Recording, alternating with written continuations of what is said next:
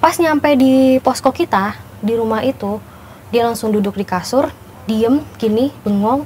Dan pas kita lihat tuh ternyata bibirnya tuh pucet banget, bener-bener apa sih? Pokoknya pucet banget mukanya.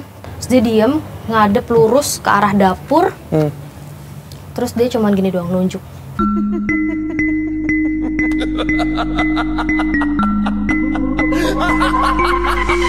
Assalamualaikum warahmatullahi wabarakatuh. Shalom. Om Swastiastu. Namo Buddhaya. Salam kebajikan. Selamat datang kembali di YouTube channel Padepokan Malam Kliwon. Iya, beda lagi. Yoi. Baru lagi. Pokoknya kita terus kasih kejutan buat teman Kliwon ya. Ini kita sudah ada di depan angkringan kita ya. Betul. Kita buka angkringan sendiri. Iya. Di Bilangan Kemang. Di Kemang Timur. Nah, jadi kenapa sih perbincangan itu kita mengambil konsep seperti ini ya karena memang ini adalah wadah buat teman Kliwon atau siapapun yang menonton Padepokan Malam Kliwon untuk bercerita bareng kita, berbincang bareng kita di sini. Sambil menikmati kopi, martabak, sosis ya Mas ya? Ya. Iya aja itu padahal nggak denger itu. Lagi nge-DJ biasa. Mas Calvin Harris ini siapa sih namanya? Apa? Calvin Harris bukan? Bukan. Oh, bukan. Ya Calvin Klein lah. Ya. Oke, jadi kita akan mengundang teman Kliwon, entah teman-teman kita yang kreator juga untuk bisa berbincang bersama kita soal pengalaman-pengalaman mistisnya. Bukan cuma ngundang. Kalau teman-teman mau berbincang dengan kita, boleh silahkan. Ini tempatnya di Perbincangan Malam Kliwon. Yes. Ada penelusuran, ada perjalanan, ada podcast, ada perbincangan juga. Ya, gitu. Komplit nih. Komplit pokoknya. Dan terima kasih kita udah disupport juga sama teman Kliwon. Ada martabak tadi ya, guys. dan kopi dari Mbak Ika yang rajin dengerin kita juga di Spotify. Terima kasih ya. Pokoknya kita santai aja di sini. Pokoknya juga berbincang-bincang gitu ya. Perbincangan Malam Kliwon. Oke. Di episode pertama tahun ini di Perbincangan Malam Kliwon kita udah kedatangan satu teman Kliwon yang cukup setia ya. Militan. Sedap. Dengerin kita dari awal berarti ya. Mana matamu? Disautin. Mana matamu? Kita sudah kedatangan satu teman Kliwon yang rumahnya juga sebenarnya nggak jauh dari sini ya, masih terjangkau lah. Iya. Gitu, dan dia siap nge-share ceritanya, pengalaman dia saat kuliah. Betul. Kita langsung panggil aja ya. Yuk. Silakan, Mbak Sasha. Mbak Sasha. Wah, mari. Ini ada perempuan lagi. Pinara, monggo Pinara, Mbak. Mantap. Mau minum apa dulu, Mbak? Terima kasih. Minum, makan apa? Nganjuk teh hangat aja ya, Mas. Teh hangat. Oh, teh hangat. Ada nggak? Habis. Ada teh hangatnya. Hangat nggak ada. Oh, teh hangatnya nggak ada. Nutrisari boleh. Oh ya, jeruk hangat tapi ya. Iya, boleh. Boleh ya, jeruk hangat, Mas. Siap. Jeruk hangat. Siap. Jeruk hangat satu ya. Terima kasih. Halo, Mbak Sasha, salam kenal. Iya. Nah, Mas, aku bakarin sosis juga ya. Oke. Iya. Mantap nih Mas Calvin Harris. Oke. Mbak Sasha, udah dengerin kita atau tahu kita tuh udah lama apa? Baru-baru atau setahun lah ya. Nggak dari awal banget sih emang. Cuman ya lumayan lah didengerin dari episode 1, naik lagi, turun lagi ke 1 lagi gitu. Bolak-balik aja kita. Iya.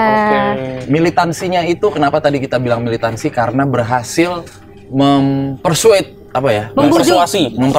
Iya. Membujuk kekasihnya untuk menjadi anggota klan Malam Kliwon. Yoi, teman ada jadi ekstras tuh. Halo teman-teman semuanya. Oke, Mbak Sasha tadi kita sempat ngobrol-ngobrol di off air. Katanya Mbak Sasha ini punya pengalaman mistis yang cukup memorable, cukup berkesan. Waktu kuliah ya? Iya, betul. Waktu kuliah. Waktu KKN sih tepatnya. Oh, pas KKN-nya. Oke. Mungkin langsung diceritain aja. Boleh, langsung aja ya. Boleh. Jadi, dulu tuh aku KKN di Gunung Kidul. Gunung Kidul? Iya, di daerah Gunung Kidul.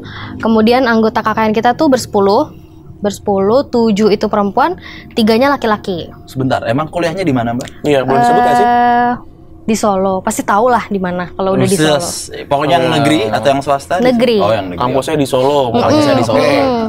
KKN nih, tahun berapa nih, KKN tahun 2018 lah ya berarti, karena saya lulus tahun 2019. Oke. Gitu. Belum lama ya? Oke. Iya, belum lama. Jadi ceritanya kita itu KKN di Gunung Kidul, ditempatin di rumahnya kepala desa di sana. Tapi itu rumahnya rumah kosong, bukan rumah bareng sama si Kak Desa ini enggak, jadi rumah kosong. Rumahnya itu tempat pemprosesan kayu. Oh, pengolahan kayu. Pengolahan kayu, iya benar. Jadi ada gilingannya segala macam. Nah, terus kita tinggal di situ selama kurang lebih 40 hari lah ya. KKN kan sekitar sebulanan gitu. Oke, pertama-tama pas kita survei kita bingung nih karena kan kayak kamarnya cuma ada 3, terus kita mau tidur di mana kayak gitu kan. Ternyata akhirnya kita punya keputusan yang cewek-cewek ini tidur di luar bareng-bareng. Jadi kita kasur semua dikeluarin, kita tidur bareng-bareng di luar. Nah, layoutnya itu si rumahnya kayak kebetulan kanan kirinya itu hutan. Jadi di sebelah kanannya itu udah langsung pohon-pohon gede. Sebelah kirinya itu ada rumah, cuman itu rumahnya rumah kosong. Rumah kosong, bener-bener kosong karena bener-bener udah nggak kerawat sama sekali. Kayak dari depan juga kelihatan pintunya ditutup pakai yang kayu-kayu gitu. Iya. Oke. Besar Mbak rumahnya atau? Yang rumah kakaknya aku. Nggak yang kosong ini? Yang kosong itu lumayan lah, kelihatan lumayan gede juga. Nah, terus kebetulan jalanannya itu si rumah KKN ini dia ada 2 pintu masuk, pintu depan sama pintu belakang. Pintu depannya itu serata sama jalanan raya. Nah, dia nanti bisa masuk lewat bawah itu turun lewat belakang ke si inian kayunya itu, penggilingan kayunya itu. Oke. Nah, terus horornya itu dimulainya dari malam kedua atau ketiga kita tidur di sana. Karena kan kita juga masih penyesuaian tempat, terus maksudnya bahasa juga kan nggak semuanya fasih berbahasa Jawa juga gitu kan. Kita masih penyesuaian lah pokoknya. Itu tuh tengah malam ada suara yang jatuh dari arah kamar mandi yang belakang. Tapi kita nggak ada yang mau ngecek nih. Karena ya takut lah ya, maksudnya ada apa nih, karena udah malam kayak sekitar jam 10 setengah 11 lah itu kita udah tidur semua, udah posisi tidur pada inian selimut gitu kan, pada selimutan. Oke, terus kita nggak ada yang berani ngecek, cuman kita ada apaan tuh gitu doang, tapi nggak ada yang lihat. Terus beberapa hari kemudian itu ada suara seperti si penggilingan kayunya itu bunyi listriknya. Mesinnya bunyi, jadi kayak gitu. Tapi cuma sebentar doang, gitu doang. Gak mungkin kan ini nyala, karena kan ada colokannya sendiri gitu. Kita nggak macem-macem dong sama colokannya. Kita juga takut lah itu kan penggilingannya besar gitu, maksudnya gergajinya. Oke, terus kita cuma gini doang. Ada apa tuh gitu. Tapi ya udah kita juga nggak ada yang berani ngecek karena itu jauh di luar. Keluar tuh gelap karena di rumahnya itu kan sananya udah hutan. Jadi nggak ada penerangan kan di rumah ini. Udah tuh, terus beberapa hari kemudian kita adalah ngobrol-ngobrol sama anak Karang Taruna. Karang Tarunanya desa situ. Anak-anak muda situ nih ya. Terus kita tuh ditanya-tanyain kayak gimana Mbak, Mas selama tinggal di sana? Gimana ya? Yang gak gimana-gimana gitu kita kan. Itu bener nih nggak ada apa-apa gitu. Nggak apa-apa kok gitu. Oh ya udah, cuma gitu doang. Kan kita kan kayak ada apa nih gitu, tapi kita belum ngerasa yang gimana-gimana.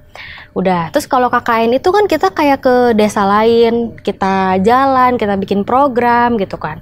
Nah, suatu ketika kita tuh ada masalah lah sama teman KKN kita. Dia mau berangkat di saat maghrib. Mau berangkat ke mana? Mau berangkat ke desa sebelah untuk menjalankan si program itu di saat maghrib. Kita bilang nanti dulu gitu kan, karena ya maghrib gitu kan. Terus udah nggak apa-apa, takut telat kata dia gitu. Jadi kita jalan ke desa sebelah dengan keadaan kalau tahu Gunung Kidul ya, maksudnya masih banyak daerah yang lampu jalanannya tuh minim lah. Betul, ya, betul. Terus betul. masih gitu ya, kanan kiri juga masih sawah, terus kayak kita masuk hutan, keluar hutan lagi gitu kan. Kita lewat ke daerah hutan-hutan itu. Nah, kita kan naik motor berdua nih, karena kita bersepuluh kan. Naik motor berdua berarti 5 motor. Aku kebetulan di paling belakang sama temanku, naik motor sama cowok itu kita di paling belakang karena memang kita pengen ngelihat yang lain nih biar mereka nyampe duluan gitu. Terus di jalan tuh tiba-tiba salah satu temanku itu ada yang goyang motornya. Iya, kayak tiba-tiba ngeng gitu. Goyang gitu. Kenapa gitu ditanya, belum nyampe ke tempatnya. Kenapa gitu? Gak apa-apa, dia gitu doang. Udah, terus kita ke rumah Bu RT sebelah lah gitu. Kita ngobrol-ngobrol, dia tuh diem aja si temanku ini, diem gitu nunduk gini kan, disenggol-senggol, kenapa gitu kan, dia diem aja, ditanyain nggak nyaut, terus kayak disuguhin teh, disuguhin ini kan sama Bu RT-nya, nggak mau, dia nggak nerima sama sekali. Udah selesai kita ngobrol-ngobrol lah, kita pulang. Di jalan juga katanya dia diem aja, nggak, dia bukan bawa motor, dia yang dibonceng, dia diem aja. Pas nyampe di posko kita di rumah itu, dia langsung duduk di kasur, diem gini, bengong. Dan pas kita lihat tuh ternyata bibirnya tuh pucet banget, bener-bener apa sih? Pokoknya pucet banget mukanya, tangannya udah dingin semua. Ditanyain kan, kamu kenapa gitu kan? Dia diem aja terus bengong. Kita kan bingung ya mau ngapain gitu kan? Ini harus diapain nih? Kita juga nggak ada yang bisa, maksudnya kayak ada apa-apa gitu, kita nggak tahu. Ya udah, akhirnya sama temanku dibaca-bacain doa segala macam, dikasih teh anget. Kita berusaha aja lah semaksimal mungkin kita mau ngapain gitu kan. Teh anget, dibacain doa, dikasih minum gitu.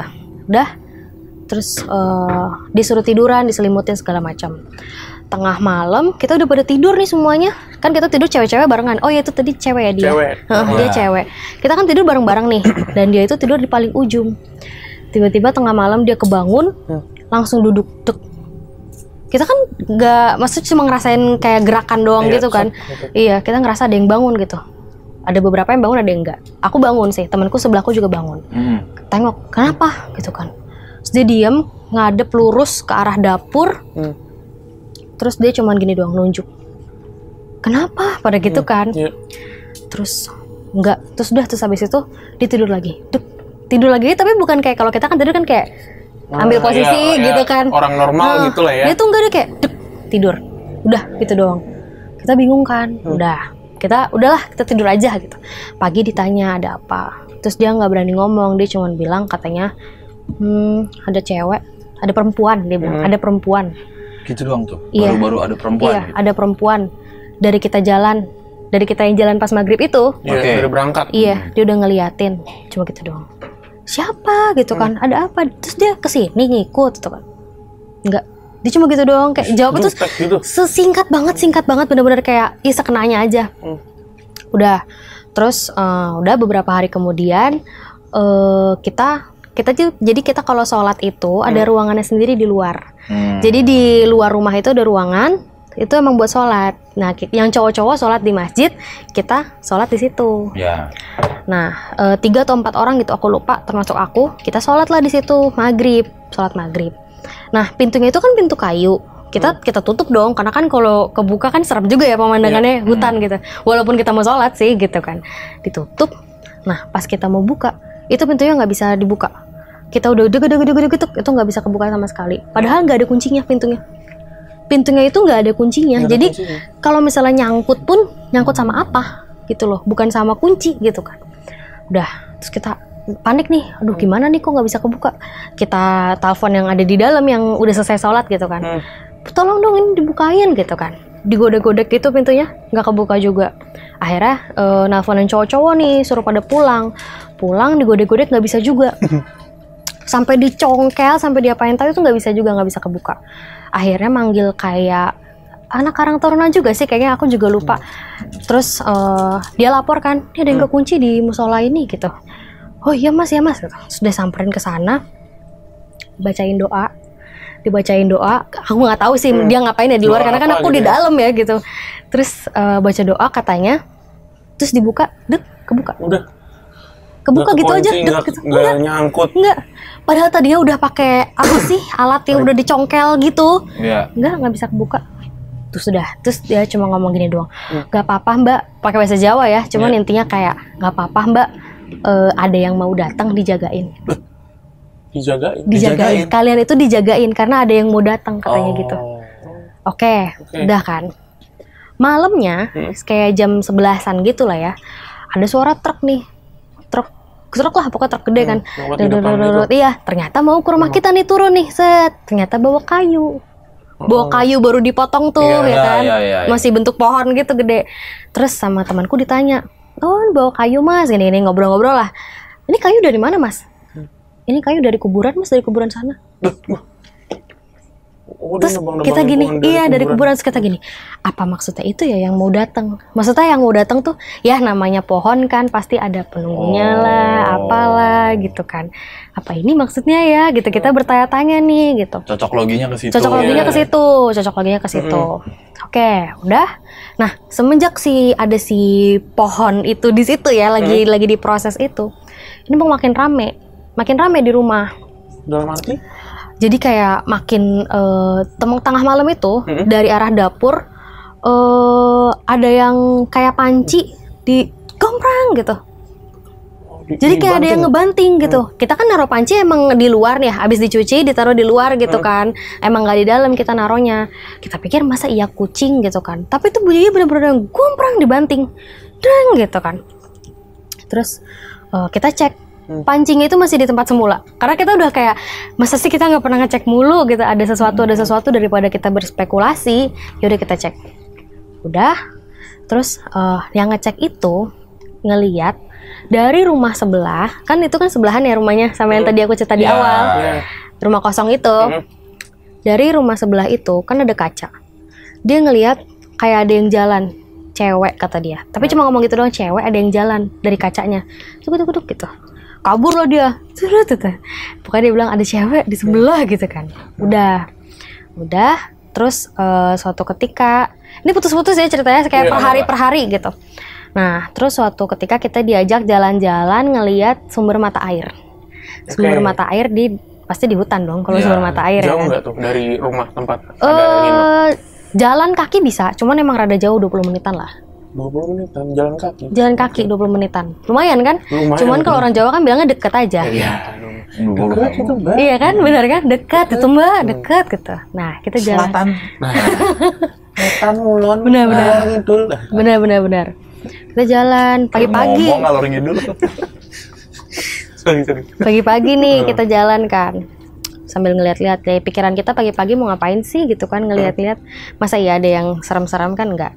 Ternyata sumber mata airnya itu ada di dekat pohon yang gede banget, kayak apa ya, ini pohon-pohon di hutan gitulah kan, gede banget gitu. Terus kayak ada kotak gitu sumber mata airnya. Nah terus dari sini katanya tuh ngalir ke rumah-rumah warga katanya gitu. Udah, terus dari situ si Pak RT-nya tuh, Pak Kades itu cerita katanya di sini tuh banyak yang bilang serem loh Mbak, daerah sini, ngomong gitulah sama teman-temanku semua. Si mata air ini, katanya banyak yang bilang serem nih Mbak, kayak daerah yang keramatkan lah ya gitu. Oh iya, kita kan cuma gitu-gitu doang kan. Oh iya ya Pak. Dan kita juga nggak ada yang cerita ya sama si bapaknya ini tentang apa yang terjadi di rumah itu gitu. Udah. Terus besokannya kita tuh habis pergi lagi nih dari desa sebelah lah. Kita dari desa sebelah, kita pulang malam jam 10-an lah kita baru pulang. Jam 10 di daerah sana pasti udah sepi lah ya. Sepi banget, benar-benar sepi banget. Kayak cuman motor kita doang gitu. Nah, pas kita mau masuk ke rumah itu, kan kita kan 5 motor. 2 motor pertama itu mau masuk tapi nggak jadi. Mau masuk ke daerah rumah tuh nggak jadi. Nah, di depan gitu, nungguin yang lain. Iya, nungguin yang lain. Tanya kan, lah, kenapa aku nggak jadi? Gini.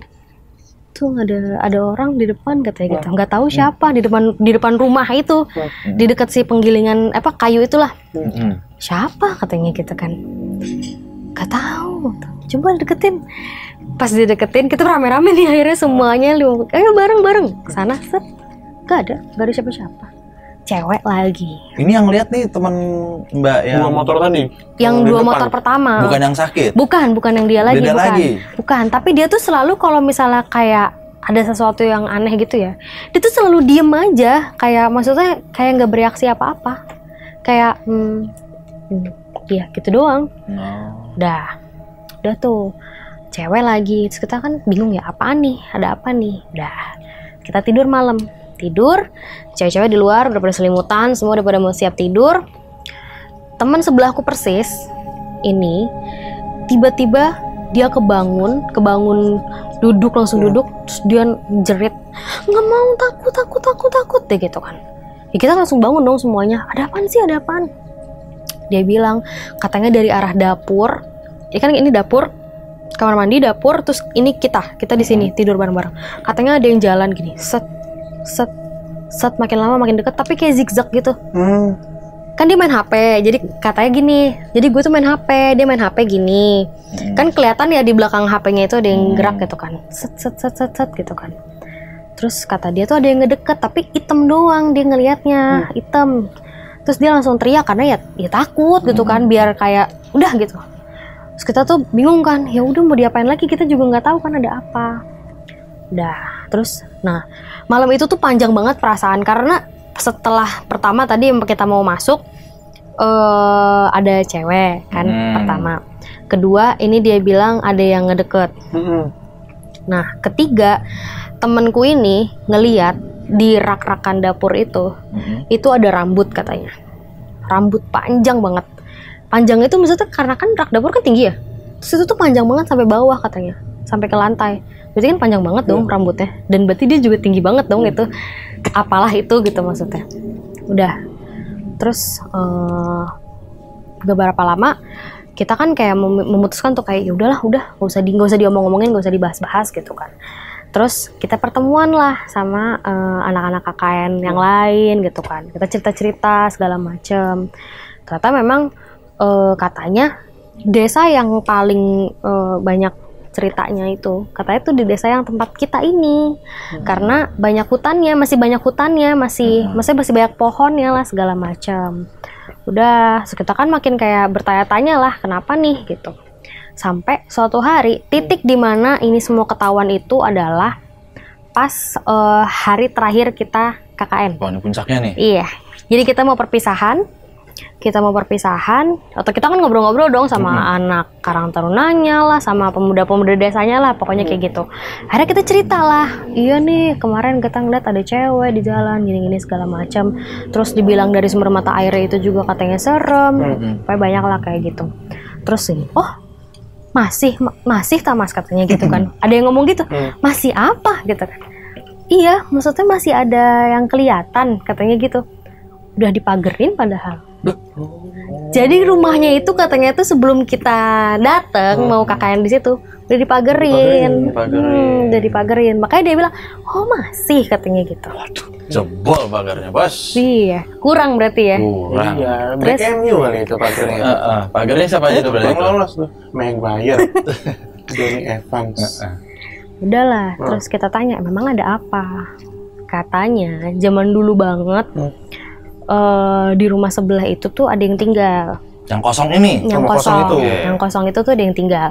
Rumah yang ini juga dulu yang kita tempatin yang buat KKN ini, itu juga dulu kayak dikontrakin gitu loh. Oke. Sebelum jadi inian kayu ya. Itu tuh tadi dikontrakin gitu.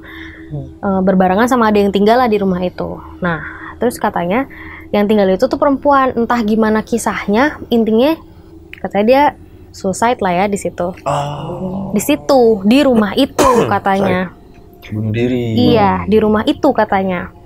Nah, terus si perempuan itulah ya, itu tuh suka munculnya itu kalau nggak di depan rumahnya dia persis, itu di mata air, di dekat mata air itu. Yang tadi dikunjungi itu. Iya, yang dibilang katanya keramat itu. Dikeramatkan tadi. Terus ya udah, jelas dong berarti apa yang kita lihat selama ini, yang sosok cewek, entah itu yang tinggi atau yang mana, sepertinya itu dia. Terus abis itu kita tanya kenapa dia muncul, maksudnya apakah kita ganggu atau gimana? Karena kan kita pasti kulonun lah, namanya kita mau KKN di tempat orang tinggal gitu kan. Emang kita ada yang salah gitu kan? Ternyata itu rumah belum pernah dipakai lagi, belum pernah ditinggalin sampai kita. Dan itu udah berapa lama? Lebih dari 10 tahun kata dia. Jadi nggak pernah ada yang tinggal di situ. Rumah penggilingan atau pemrosesan kayu tadi? Iya. Ya orang ke situ tukang doang. Tukang ngegiling kayu terus bebersih di kamar mandi udah. Jadi nggak ada yang pernah tinggal di situ. Tidur di situ tuh nggak ada. Segede apa sih, Mbak? Tempatnya, Mbak? Rumahnya? Rumahnya itu ada 3 kamar. Kamar depan kecil sih sebenarnya. Cuman daerah tengahnya itu rada gede. Oh, buat workshop. buat workshop. Workshop kan di luar. Oh, belakang gitu kan. Di belakang. Nah, ini tuh kita misalnya ruangan tengah kayak living room lah ya. Iya, living roomnya gede. Buat tidur rame-rame tuh gede banget. Tipikal Jawa dulu lah. Iya. Berapa yang jawabnya Ya, itu? Iya. gimana dong kita nggak tahu. Nah, sewanya berapa? Bagus padahal sih sebenarnya menurut saya lumayan. Studio kita lumayan kayaknya. Mau? Oh, tidak. Daripada. Boleh lah siapa Tapi tahu. oke, berarti satu sosok sebenarnya yang dari Sebenarnya awal. satu sosok. Oke. Cuman mungkin tambahan yang itu tadi yang pohon ya. Ah, Pohon iya, itu yang dari berdiantar. iya yang baru di itu. Mungkin mereka clash kali atau gimana? Nggak ngerti. Akhirnya finalnya itu. Iya. Oke. Ada lanjutannya nggak? Atau gimana? Iya. Udah sih Ya, katanya sih ya itu doang. Tapi si anak-anak KKN itu juga maksudnya itu udah lama banget kayak maksudnya udah lebih dari 20 tahun kali ya. Mungkin mereka juga masih pas mereka masih kecil kali si kasus perempuan itu gitu. Cuman emang di sana banyak yang bunuh diri kan Nah katanya. ini yang mau aku tanyain. Tapi sebelum kita coba mengulas ceritanya, minum dulu kali Mbak dingin ya. Boleh. Oke. Mana nih? Udah hangat. Ya. Tahu enak tadi. Enak alhamdulillah. Mbaknya minum dulu Mbak. Minum dulu. Mas Kino aku boleh teh manis hangat? Boleh. 2 ya Mas ya. Oke. Oke, tadi berarti ada salah satu teman Mbak yang Mbak Sasha ya, yang istilahnya tuh sebenarnya dia sensitif ya. Iya kayaknya. Tapi dia tidak membantu ya, sepertinya ya. Iya bener. Malah bikin kita penasaran, bingung. bikin bingung. Terus dia beneran nggak komunikasi ke yang lain kalau di situ ada perempuan, kayaknya dia ini deh gini-gini gara-gara kita gini-gini enggak ya? Enggak. Mungkin dia cuman kayak ngerasa, ih ada apaan tuh gitu doang kali dalam hatinya dia ya. Terus dia kayak ngerasa, aduh, ngeliat nih beres gitu. nih, ya. Tapi dia juga nggak ngomong sama kita. Maksudnya kayak ada ini nih, kayak kita harus misalnya sholat lagi deh rajinin atau apa gitu. Nggak ngomong apa-apa. Tadi tuh aku kira malahan si Mbaknya tuh lagi trans gitu. Oh, Ya, pas lagi di posisi antara sadar dan tidak sadar gitu ya.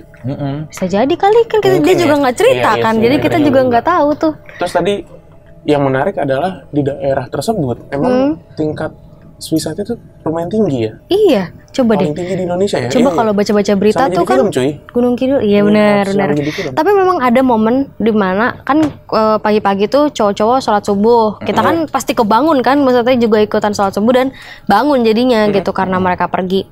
Tuh kita tuh suka di depan nyari udara dingin duduk-duduk gitu kan. Itu tuh pernah ada satu kali aku sama temanku lagi berdua ngobrol-ngobrol di depan, ada pengumuman dari masjid yang innalillahi gitu, ada yang meninggal. Itu tuh dari abis azan subuh kayaknya 3 atau 4 kali dia ngomong ada yang meninggal itu Beda-beda dengan namanya. orang yang berbeda. Terus kita sampai gini, banyak amat yang meninggal gitu kan, maksudnya kayak ada apa? Apakah abis ada kecelakaan lah atau apa? Karena kan namanya di desa kan pasti tahu lah ada kecelakaan di mana, kita pasti tahu gitu kan. Terus kita nanya gitu sama yang orang-orang situ, ada yang habis kecelakaan Bu gitu. Enggak. Iya ya Mbak, banyak yang meninggal, itu katanya di atas, cuman ngomong gitu doang. Kita juga nggak tahu ya atas tuh maksudnya di atas mana gitu kan. Entah itulah maksudnya si korban itu juga bunuh diri juga atau emang ya meninggal wajar juga, kita nggak tahu. Cuman itu benar-benar 4 kali di pagi hari yang sama. Satu kesempatan, satu momen itu Iya. ada 4 nama yang di-announce. Enggak, yang jadi diumumkan. kayak misalnya gini, innalillahi wa udah. Terus ntar beberapa menit kemudian innalillahi lagi dengan nama yang berbeda. Satu momen itu. Oh iya benar, tapi nggak sekali baca. Nggak sekali baca. Enggak. Nggak kelupaan kali. Itu yang Iya. udah minggu lalu lagi dibenerin. Jadi dirapel ya. Jadi dirapel. Nanya siapa tahu. Assalamualaikum warahmatullahi wabarakatuh. Baru ada. Ketinggalan ini. Ya, baru masuk namanya ini. Kasian Saya banget. cuma baca line up. Kasian. Tinggalan. Baca line up. Hey, Anda bicara yang baik. Woi. Anda bicara yang baik. Kacau. Saya sudah sesuai. Saya baca line up. Kacau. Lu juga tahu mana maksudnya. Ada bicara yang baik. Oke. 2019 ya Mbak berarti ya? Lulusnya. KKN-nya 2018 kayaknya. 2018 atau 17 gitu, aku juga Berarti lupa. beneran before COVID ya? Iyalah jauh. Habis itu, COVID masuk nggak ada tuh. Nggak ada yang namanya KKN tuh. KKN. Selamat tuh berarti mereka nggak ada yang punya cerita horor tuh. Iya. Karena cerita horor kan gudangnya pas KKN, pasti. Benar. Dan biasanya pas KKN itu kan banyak tindakan-tindakan yang kurang terpuji ya. Biasanya gitu ya. Seperti apa sih? Tindakan terpuji? Jarang ibadah. Ngeludahin orang desa.